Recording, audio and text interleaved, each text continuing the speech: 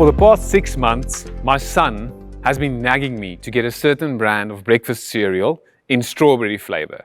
And every time I'm strong enough to say no. But the other day, we were in the shops and I relented. And we never had this flavor before in the house. So my 10-year-old sees what I brought into the home and she's all disgusted and saying, "Oh, this is going to be terrible." And her brother takes a scoop, eats it, he says it's wonderful. She follows suit and suddenly strawberry is the flavor that we're buying right now. And I recount this story because expectations is such a big part of our lives. Many parts of our lives carry expectations. Sometimes they work for us and sometimes they can work against us. Sometimes we have huge expectations of something happening and it doesn't come through and then we're very disappointed. Other times we don't have that much big of an expectation and then something amazing happens and it's a kick. Now, if ever there was a character in Jesus' life that was the expectation type, it was Peter. In John 13, verse 8 to 9, Jesus is busy washing his feet. And Peter really is not a fan of this activity. John 13, verse 8 to 9 reads it like this. Peter persisted, "You are not going to wash my feet, ever." Imagine saying that to Jesus. "You're not going to wash my feet, ever." Jesus said, "If I don't wash you, you can't be part of what I'm doing." "Master," said Peter, "not only my feet, then my whole body." So Peter changed a part of his heart inside of this space. And Jesus was inviting Peter to what we refer to as the descending way.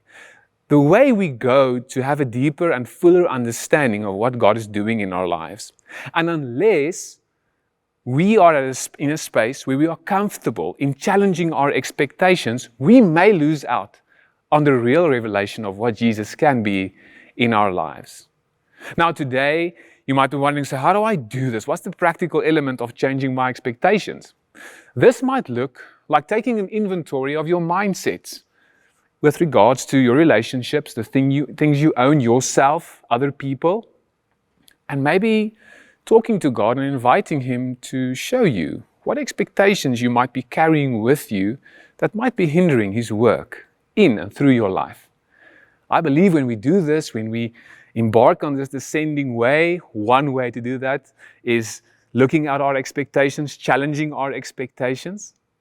God will step into that place of trust and reveal Himself more to us. Because it's not easy challenging or changing your expectations. But because we are children of God, we can trust Him to do His full work in us, even though we might feel uncomfortable.